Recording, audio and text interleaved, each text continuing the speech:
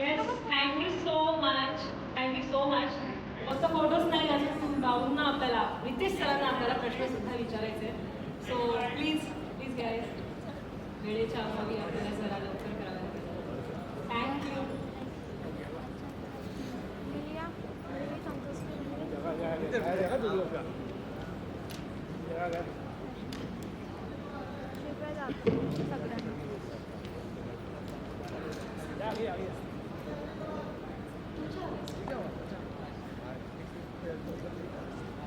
Mill जाएगा फिर हम लोगों को नहीं मिलेगा. हम लोग बैठ रहा हूँ यस जाना आगे आ जाओ आगे जाना. नहीं जान दे रहे ना. क्यों नहीं जाना तेरे पापा बैठना नीचे. कौन तेरे को मना यहाँ से कर कुछ नहीं मिलेगा. नहीं मिल रहा है. नहीं मिलेगा यहाँ से. यहाँ से मिलेगा ही नहीं. तू खड़ा मत रहे. बाजू में बैठ जहाँ पे मिलेगा. ओके सो सगळ्या पत्रकारांना मी विनंती करेन जर तुमच्या मनात जे काही प्रश्न आहेत ते रितेश सरांना तुम्ही विचारू शकता. हॅलो हॅलो रितेश सर इथे. नमस्कार, मी नितीन मोरे लेट्सअपमधून. नमस्कार. खरंच खूप भारी वाटतंय जेव्हा प्रोमो आला 6 वाजता येते आणि त्या प्रोमोची जी हवा झाली ती हवा आजपर्यंत आहे आणि आम्हा पत्रकारांमध्ये सुद्धा खरंच एक्साइटमेंट आहे की आता यावर्षी काय नवीन बघायला मिळणार आहे. मला गेल्या वर्षीशी निगडीत एक प्रश्न तुम्हाला विचारायला आवडेल की जेव्हा घरामध्ये वादविवाद होतात किंवा घरामध्ये जेव्हा कोणत्याही कारणावरून भांडणं वगैरे होतात तेव्हा त्या घराचं वातावरण बिघडतंच, पण कधी कधी त्या शोचे होस्ट म्हणून तुम्ही होतात आणि तुमचं सुद्धा कधी कधी पारा चढतो. तर या सगळ्या गोष्टीला या वर्षी जर असं काही घडलं तर रितेश देशमुख कशा पद्धतीने हँडल करतील? काय ना की काही काही रिॲक्शन्स इम्पल्सिव्ह असतात. असा विचार करू शकत नाही आपण की प्रत्येक वेळा पारा चढणार आहे. त्या आठवड्यात काय घडलं आहे, नेमकी त्याचं कसं रिॲक्शन झालेलं आहे आणि काही काही गोष्टी खरं म्हणजे मला पर्सनली न घेता मला असं वाटतं की महाराष्ट्राच्या पर्स्पेक्टिव्हमधून मी घेतो. आमची टीमसुद्धा तसा विचार करते की बाबा लोक काय विचार करतात, लोकांचे काय प्रश्न असतील. असं नेहमी असू शकत नाही की हे सगळे प्रश्न माझे स्वतःचे आहेत. पण बऱ्याच वेळा असं असतं की त्यावेळेस महाराष्ट्र काय विचार करतोय, रिॲक्शन्स काय येत आहेत आणि काय प्रश्न विचारले पाहिजेत. पण नेहमीच असं होत नाही. कधी कधी इम्प्रॉम्प्टू माझ्या मनातल्या काही गोष्टी असतील त्यासुद्धा त्यावेळेस निघतात तिथे आणि त्या काही म्हणजे सुखद असतील, काही रागात पण असू शकतात. पण ते मी आत्ता असं सांगू शकणार नाही की मी कसं रिॲक्ट करेन, कारण काय त्यावेळेस पण मी प्लॅन करून गेलो होतो. या सीझनमध्ये सुद्धा मी प्लॅन करून जाणार नाही. Thank you thank you. अजून एक प्रश्न आहे सर. जी. गेल्या वर्षी काही स्पर्धकांनी आपलं स्वतःचं नाव व्हावं किंवा टीव्हीवर आपण दिसावं म्हणून त्यांच्यापेक्षा सिनियर कलाकारांना किंवा त्यांच्यापेक्षा सिनियर कंटेस्टंटला त्याचा अपमान सुद्धा केला. पण या सगळ्या सिच्युएशन जर यावर्षी सुद्धा अशी घडली किंवा असा एखादा काही प्रसंग आला की ज्याच्यामुळे खूपच विचित्र आम्हाला बघायला वाटेल किंवा टीव्हीवर दिसेल, तर या गोष्टीकडे रितेश देशमुख होस्ट म्हणून कशा पद्धतीने जसं गेल्या वर्षी रिॲक्शन्स होत्या, काही गोष्टी असतात ज्या प्रत्येक व्यक्तीची जी मर्यादा असते ती राखण्याचा प्रयत्न होस्ट म्हणून सुद्धा आणि चॅनल म्हणून सुद्धा आणि शो म्हणून सुद्धा ते आम्ही राखण्याचा नक्कीच प्रयत्न आणि प्रयास करणार आहोत.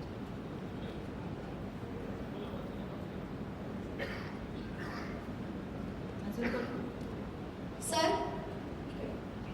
वृषाली गाणे सेलिब्रिटी कट्टामधून तुम्हाला जर बिग बॉस मराठीच्या घरामध्ये एक आठवडा राहायची संधी मिळाली तर तुमचा गेम प्लॅन कसा असणार आहे? आणि अजून एक प्रश्न आहे, बिग बॉस सीझन 6 मध्ये कंटेस्टंटसाठी शॉकिंग फॅक्टर कोणता असणार आहे? शॉकिंग फॅक्टरचं मी आत्ता सांगितलं तर ते कंटेस्टंट्स प्रिपेअर होऊन जातील.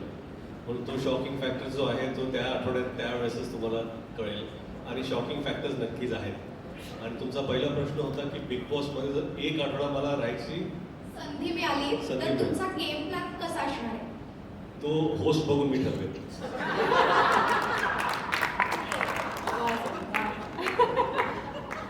थँक्यू.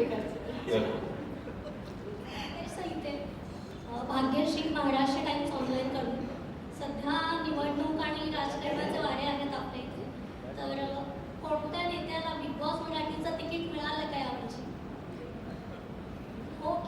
ज्यांना पार्टीचे तिकीट मिळाले नाहीत त्यांना होते का माहिती? बिग बॉसच्या मुलाला कोणाला मिळालंय? खूप छान. मी आत्ताच तुम्हाला सांगितलं की मला अजून त्याची माहिती नाही. पण समजा जर पार्टीचं तिकीट मिळालं नसेल तर इथं पण मिळू शकतं का नाही ते पण माहिती नाही. हे सर जास्त कठीण आहे. इथलं तिकीट मिळवणं जास्त कठीण आहे. Thank you sir. Thank you ma'am.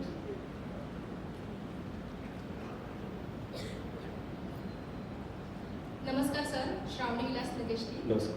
Marathi world एंटरटेनमेंटकडून.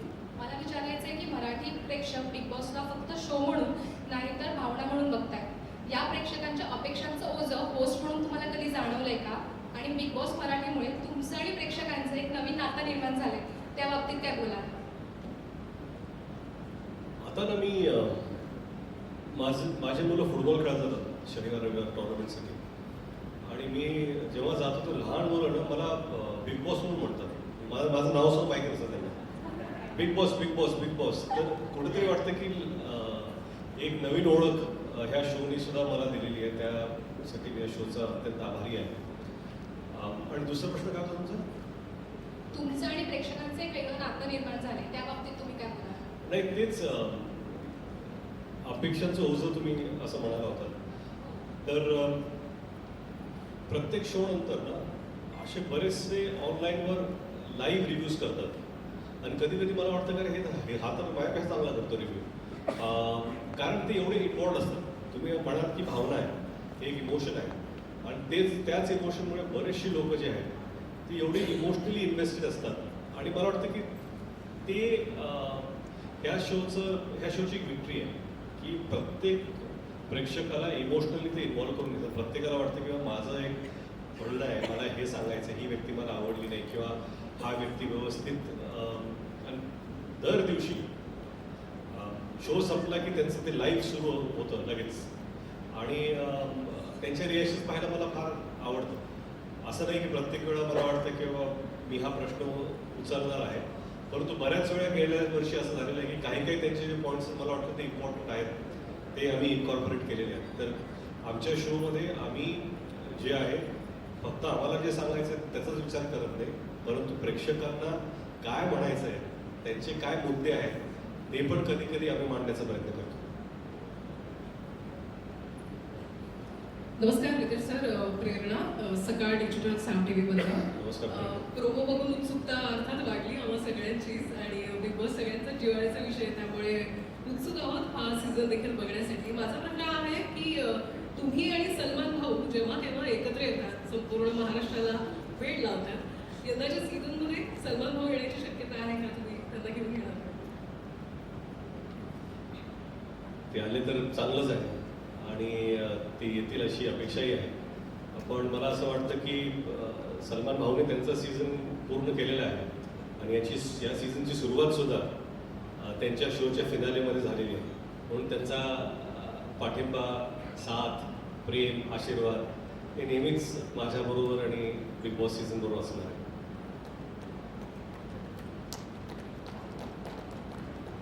Thank you. अजून कोणाला काही प्रश्न आहेत का? मग त्यांना माईक मिळाला. माईक आहे तुमच्याकडे?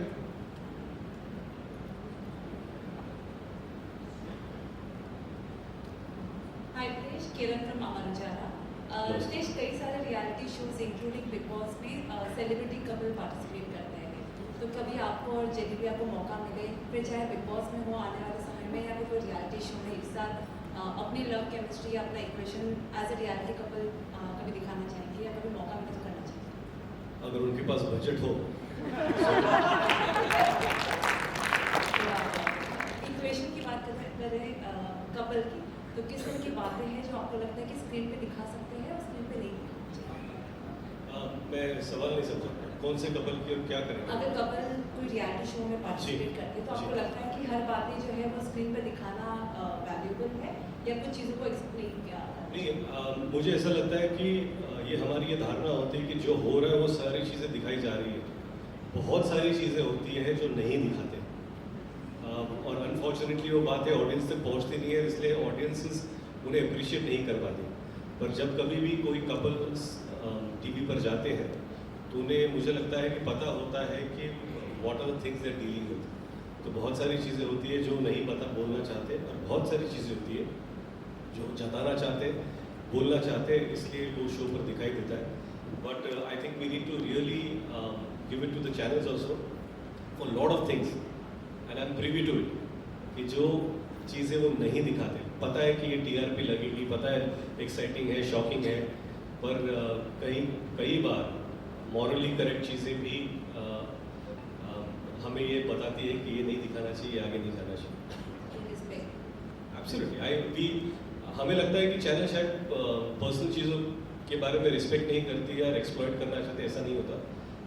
बहुत सारी चीज़ें हैं जब आपको पता चली कि लगा ये हुआ था, ये दिखाया नहीं. हाँ, लेकिन कभी कभी it's not only about contestants. I think the channel and the show also thinks about the families back home, माता पिता भाई बहन. ये सिर्फ कपल जब आते हैं तो उनकी बात नहीं होती, तो मुझे लगता है दोनों के परिवारों की बातें होती है. तो we really look into how this is going to affect the families. It's not only about those two people. उनके बच्चे होंगे जो स्कूल में जाएंगे तो क्या होगा, ये सारी रिस्पॉन्सिबिलिटी लेकर ये शो चलता है. सिर्फ इसलिए नहीं चलता कि कोई भी शॉकिंग चीज़ें दिखानी है TRP के लिए. थँक्यू किरण, थँक्यू सो मच. तुम्ही सगळे इथे आलात आणि मला असं वाटतं की आपल्या सगळ्या प्रश्नांची उत्तरं आपल्याला मिळालेली आहेत. 6वा सीझन आहे आणि महाराष्ट्रातल्या सगळ्यात मोठ्या घराचं दार आता उघडणार आहे. मनोरंजनाचा षटकार लागणार आहे. आत आलेल्या स्पर्धकांच्या नशिबाचा गेम पालटणार आहे. तेव्हा 11 तारखेपासून सज्ज होऊया एक घमासान पाहायला. 11 तारखेला मनोरंजनाचं महाद्वार उघडणार आहे. पण आता तुम्ही सगळे पत्रकार इतक्या आपुलकीने इथे आलात, सो तुमच्यासाठी रिफ्रेशमेंटचं काउंटर ओपन करण्यात आलेलं आहे. So please enjoy. पण मात्र लक्षात ठेवा, 11 जानेवारीला रात्री ठीक 8 वाजता सुरू होतोय सुसाट एंटरटेनमेंटचा झिंगट प्रवास. महाराष्ट्राचा सगळ्यात मोठा show Bigg Boss Marathi season 6. Bigg Boss Marathi प्रोपावर्ड बाय दारुपे प्रॉपर्टीज आणि Santoor soap. Special partners MYK, Latigate Tiles Adhesive, Pitambari dishwash gel, पुन्हा Gadgil and Sons, Gemini cooking oil आणि cotton cake. Associate sponsor Society Tea. Thank you so much. Thank you guys. Thank you. मी आता जान्हवीला ऐकत होतो, हे जसं स्पॉन्सरचं नाव घेतं तर मी पण पाठ करत होतो की काही सगळे नाव मला घ्यायचं. Thank you so much. थँक्यू.